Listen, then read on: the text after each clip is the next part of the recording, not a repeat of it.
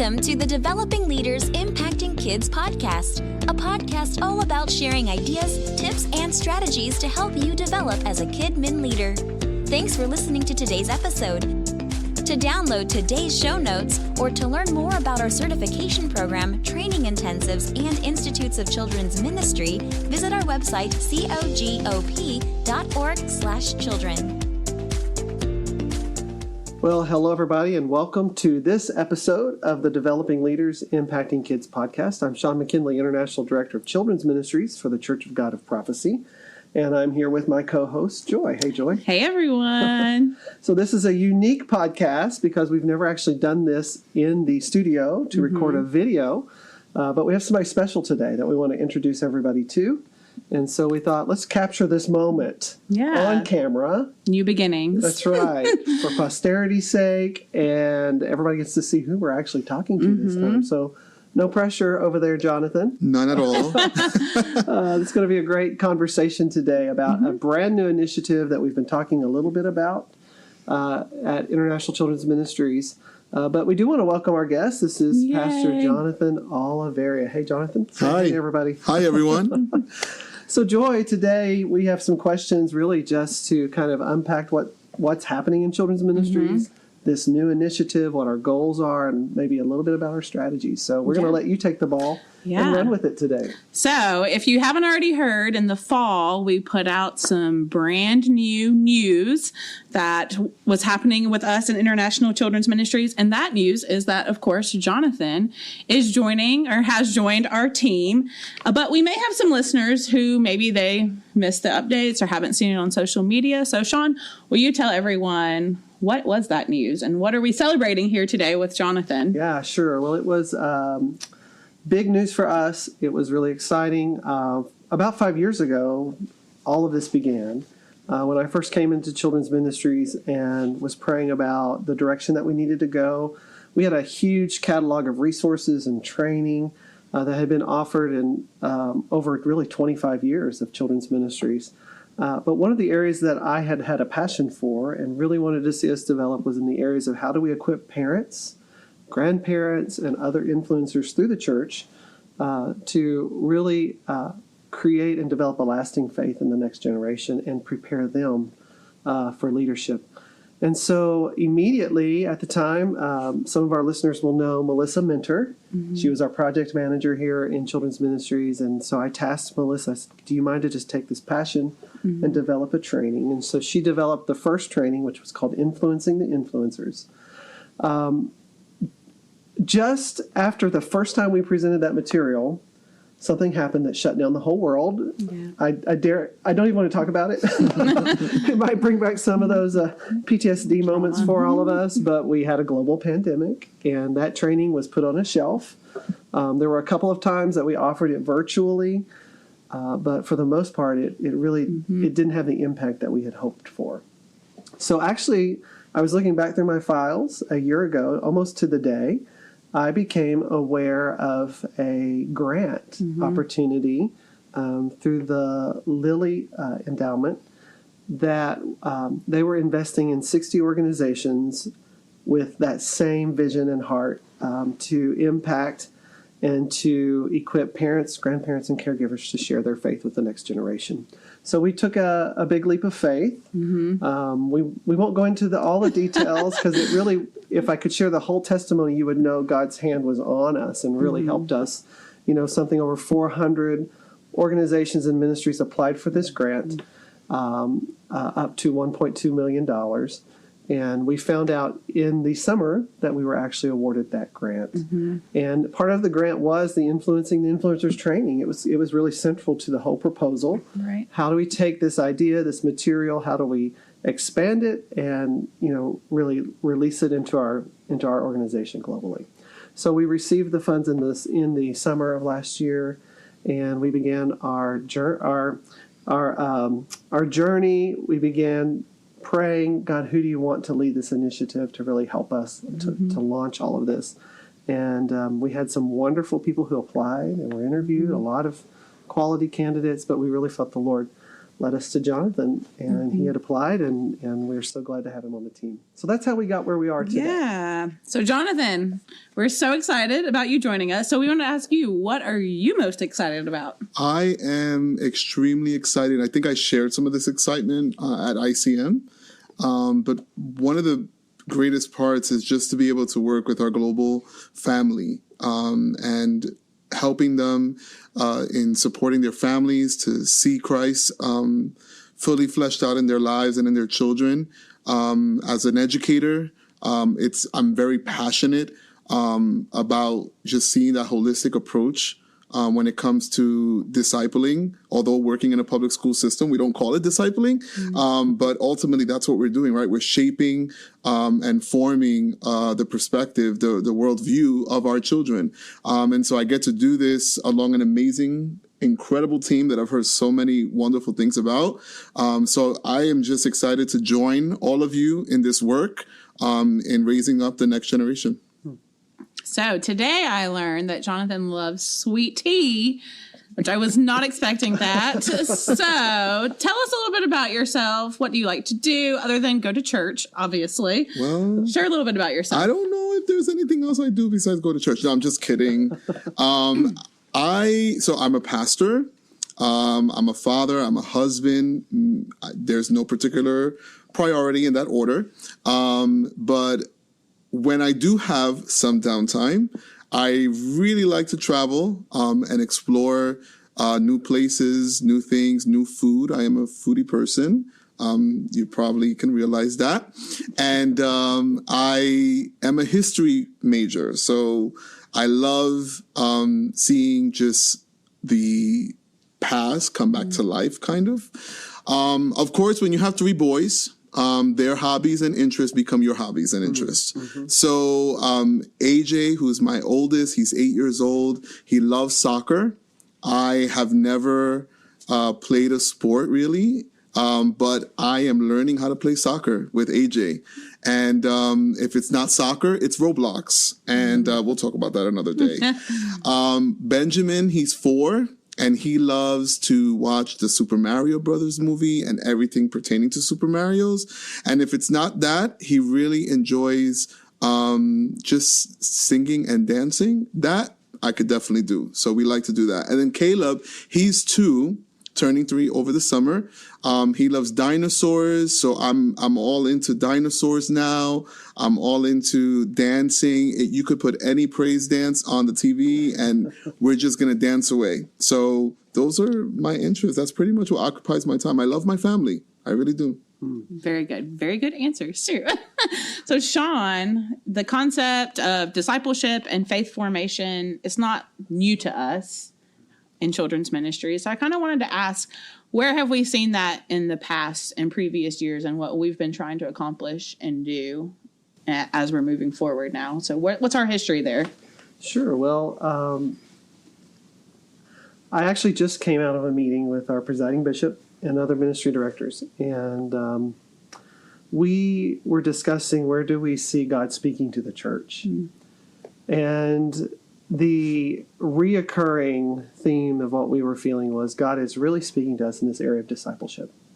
And as a part of discipleship, we understand that begins with the call of God to be with Him, to be in fellowship with Him. That's where it all begins, right? And then we were called to follow Him, to be His disciples, but also to make other disciples. So discipleship has been a part of what we've done in children's ministries for many, many years. It's been central to our training. But one of the things that I think we've realized over these last couple of years is that there's been such a focus on programs and models, and a lot of what our training did, and I'm not saying that this was entirely wrong, it was what we were doing, was on really centering discipleship on the church, the local church. And maybe unintentionally, we kind of edged out the importance of the family. And also we didn't know, family structures have changed over the last couple of decades. And so we didn't always know how do we serve various families and what are those implications to the local church. So, I think we have a really strong understanding of what discipleship looks like and how we make disciples. But going to the future, we want to invite families into that process. Mm-hmm. Actually, we want to return that to the home. And what can we as a church do just to support parents, grandparents, and as we use that term, influencers, how do we support all of these various people who have the most time with the children in our ministries and in our churches? And we also see that that's a biblical, that's the biblical model of discipleship, is to return it to the home. And we are here as a community to support and to reaffirm what our kids are learning in those different areas. Absolutely. Speaking of what you learned as a kid, Jonathan, when I met you during the interview process, you shared a little bit with us about your story and how the church really influenced you. Would you mind just sharing briefly with our audience about that and how maybe that's even propelling you now as you move forward? I love telling the story of how God came to my life and used the church as a vehicle for that. I've been exposed to church since a toddler, and there was some time of disconnect. But at the age of 10, my church in Hoboken, New Jersey, it was a small Spanish church. They decided to have these captains based on the neighborhoods that the church members would live in. And so these captains, their role was to recruit children into the Sunday school program who were not connected to the church in any way. So it just so happened that one day, Hermana Mercedes, as we kindly called her, she was in the local supermarket and she found my grandmother and she remembered us and she said, "Hey, where's Jonathan? How come he's not coming to church anymore?" And story short, she was able to make that connection again. And I started attending church and I started attending the Sunday school program services on Sunday. And just one Sunday, there was an altar call and the presence of God was so strong that children were just crying, worshiping. And it was in that atmosphere that the first lady of our church, she asked us, would we like to accept Christ? And we did. I think I went up to the altar maybe about 5 times after that. And I noticed that God's hand was on my life at the age of 10. A year later, I was baptized in water. I became a member of the church. I was baptized in the Holy Spirit. And there was this just passion that was coming out of my heart to just serve God. I didn't know how to do that. I was not while I was raised in a church around wonderful mothers and fathers in the faith, I did not go home to faith. I was, for a good chunk of my life, of my childhood and adolescence, it was just a non-believing home. They never disrespected the faith. They encouraged me to come to church, but it wasn't something that we practiced at home. So I really depended on the community in my church to learn what it was to serve the Lord. And I can tell you names. I remember seeing, our first lady, Hermana Tomasina Bonilla, who gave me my first task of just serving in ministry. And she asked me to go from class to class and take attendance of which children were here, who wasn't here, and to pray for them and then give her a report. So that she could do her follow-up. I remember Hermana Perez, another warrior mother in the church, teaching us how to pray, teaching us how to pray for others in the streets of where we lived. My youth leaders, Hermana Zenaida, my children's ministry leader, in every milestone of my journey, she was there. She was pouring into us. I think if it wasn't for her, Bible memorization would be at an all-time low. She would have us there memorizing Psalms. And till this day, I find myself praying Psalms that I've memorized with her. I find myself just worshiping the way she would worship. And those were the mothers. I can continue talking about the fathers that I had in the church. My pastor, I became one with him. Wherever he would go, I went with him. He invited me not only into ministry, but he invited me into his life. My pastor went to every milestone graduation up to my bachelor's degree. And I think he didn't join me in my master's level because of COVID. He was there supporting me. Even just this morning, he gives me a call and he tells me, I'm so proud of you. So he's raised me in the faith, and I'm so proud that I've had such a deep community with my local church. And if it wasn't for them, I don't know if I would be here right now. God used them to bring me to the place that I am right now. I love your story, Jonathan. I haven't been out doing this training. And, my experience, I grew up in a Christian home. I grew up in a pastor's home. My experience is similar in that the church was a place where I learned to serve, and the family of God supported me.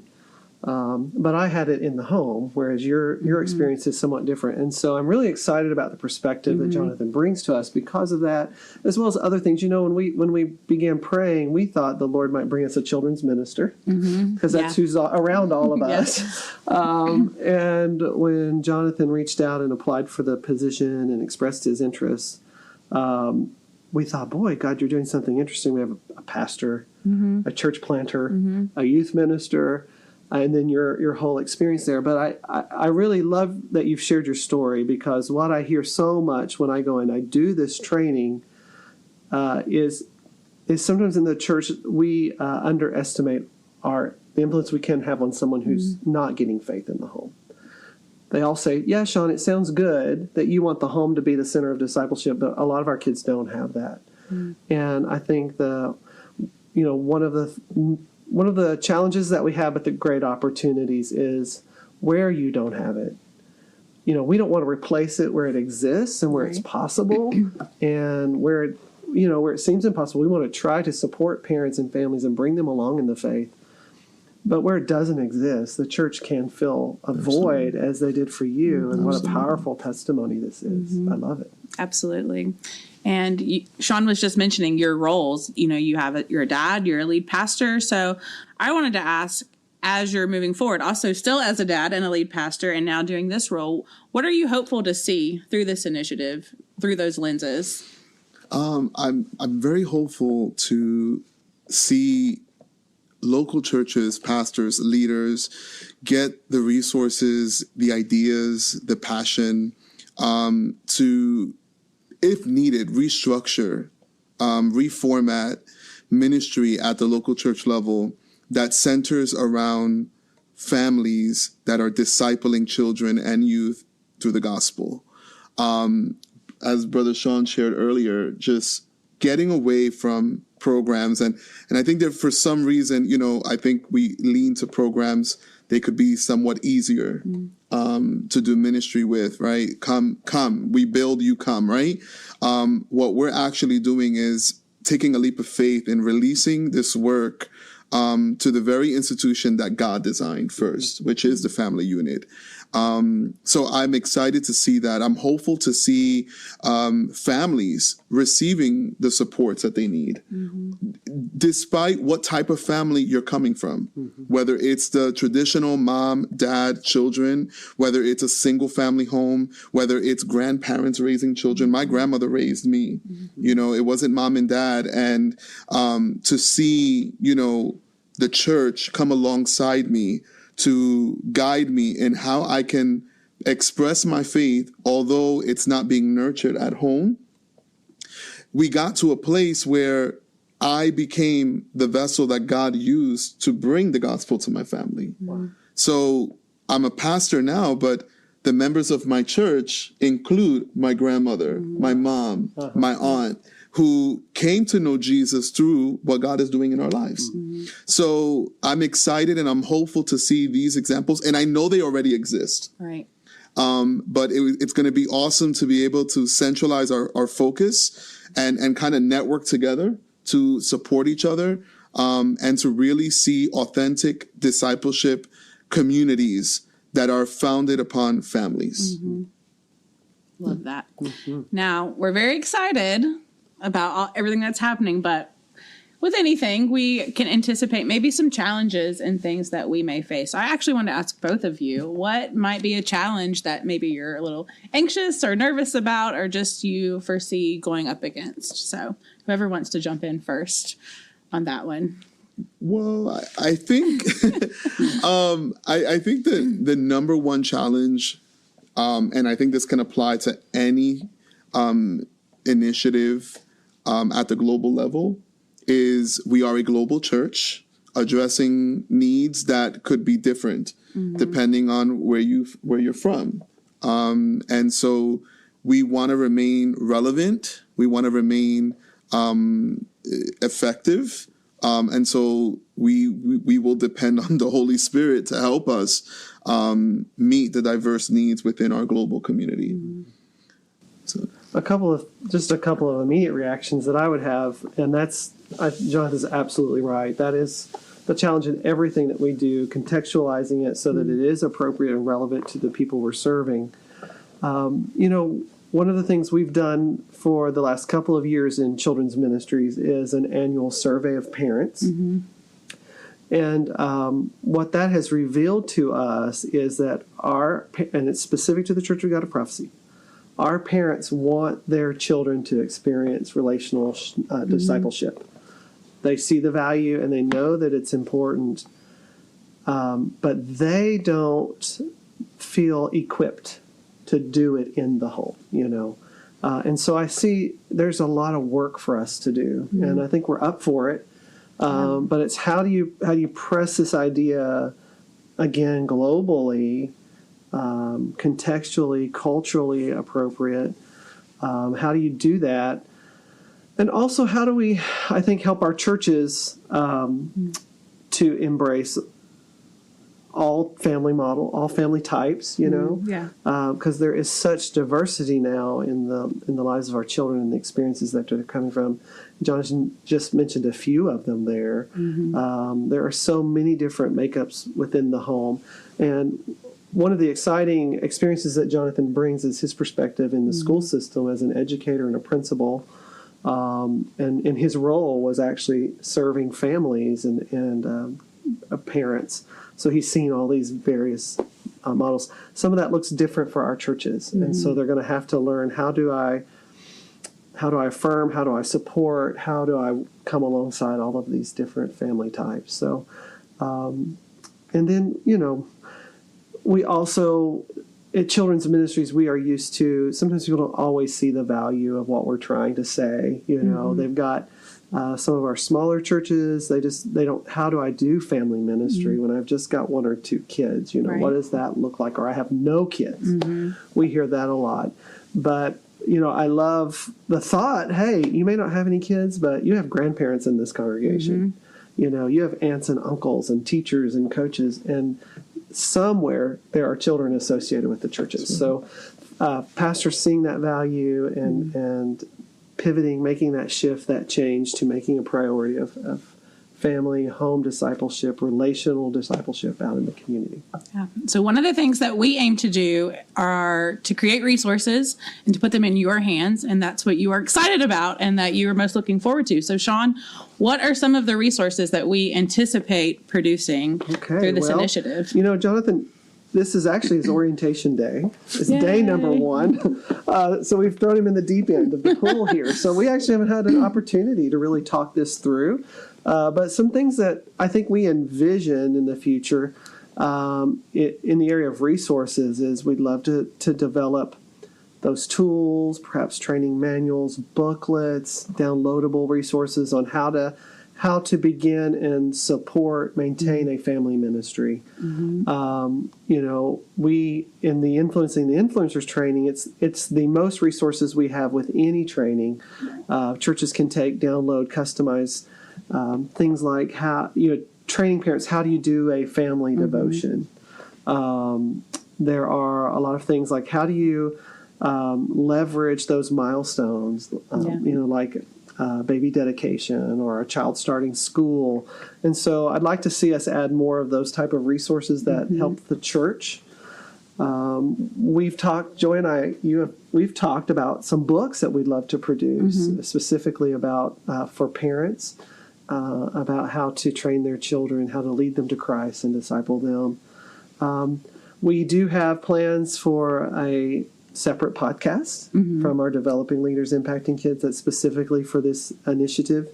We've already outlined articles for our denominational magazine and our blogs. And then probably the biggest piece of the plan is trainings, specifically the Influencing the Influencers, which is directed toward pastors and church leaders. And I want to tell you, last summer I had the opportunity to present that about 6 or 7 times. Most of them were to groups of 150 to 200. And in every meeting, the pastors in the room were saying, my whole church needs this training. It's not just for children's ministers. But that is a vehicle to equip the local church. And then we want to develop training events specifically for parents and grandparents where they can come, perhaps as a region or a state or even just a local church, to receive a day of training. How do I use my influence over the children in my life? How do I set up structures in my own home to support the lasting faith of my children? So a lot. Yes. Resources, training, webinars, it's all coming. So how do people get connected? If they're interested in a training or they think, hey, I want to do that in my church or my region or even my nation, how might they go about that with us? Sure. Well, for the meantime, the best way is to contact International Children's Ministries. We have our website, which is listed in the show notes for the podcast. You can contact our office if you want to explore what a training looks like. You can also find there the events that we already have scheduled coming up. We have at least a dozen planned right now throughout North America coming up. But if your church is interested, your region, state, in hosting an event, just contact us, email us, call us, and we'd be happy to explore that possibility. Absolutely. And we have one more question. We're going to finish up with Jonathan. We just wanted to ask you, as we leave most of our podcasts, we always want to share some resources and tools we can put in people's hands.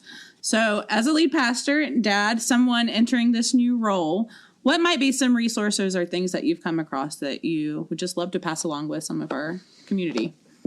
Well, I'm not getting any money to endorse these products or programs, but I have found them to be extremely helpful. We're very busy, right? So how do we infuse intentional moments for us to share the gospel or talk? So I've found some podcasts that have been helpful to us. I love one that is being for a parent. It's called Focus on Parenting, connected to, Focus on the Family. Focus on the Family. So there's one on parenting, there's one on marriage. Of course, we're focusing on parenting.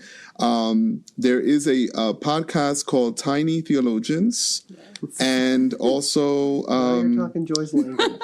God's Big Story. And God's Big Story is actually one that I love to play on our way to school. So I have the privilege of taking the kids to school in the morning before going to work. And sometimes morning devotional could get hectic. So instead of rushing out of the house and doing a speed devotional, we decided to do a devotional on wheels. So we will use God's Big Story. It's about 10, 15 minutes. And it has some nice chants, a nice story, a Bible focus with a memory verse, and we would listen. And I would just play it in the car and trying to see if my kids were like hooked on it. Yeah, they are hooked. Wow. They enjoy the quizzes to see if they get the 4 questions right at the end. And then those are conversations that I can have in my car with them. So I've really appreciated those type of tools that have made faith practical in my everyday life. And those are things that I have shared with the parents in my local church so that they can know, right? Like you don't have to sit down and, as an educator, right? We can overplan. Yeah.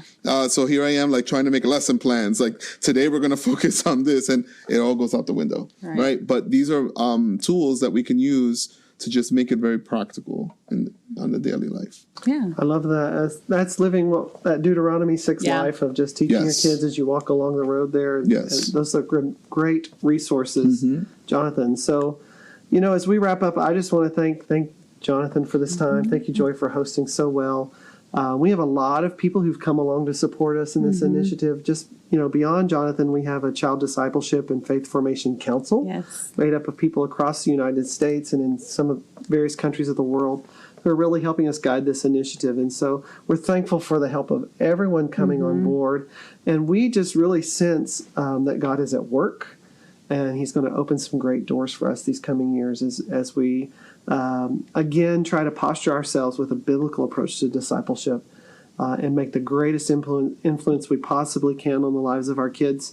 My goal, I said it at the last International Assembly, is we want to raise the greatest generation of disciples the church has ever seen. Yes. And I believe that this is a step that's going to take us, it's a great step to move us toward advancing that purpose. So thanks again, Joy. Thanks, Jonathan. Yes. Thanks, everybody, for listening. And we look forward to connecting with you next month. We'll have a podcast all about the camping ministry. Yes. So please join us then. Thanks for listening to today's episode. To download today's show notes or to learn more about our certification program, training intensives, and Institutes of Children's Ministry, visit our website, cogop.org/children.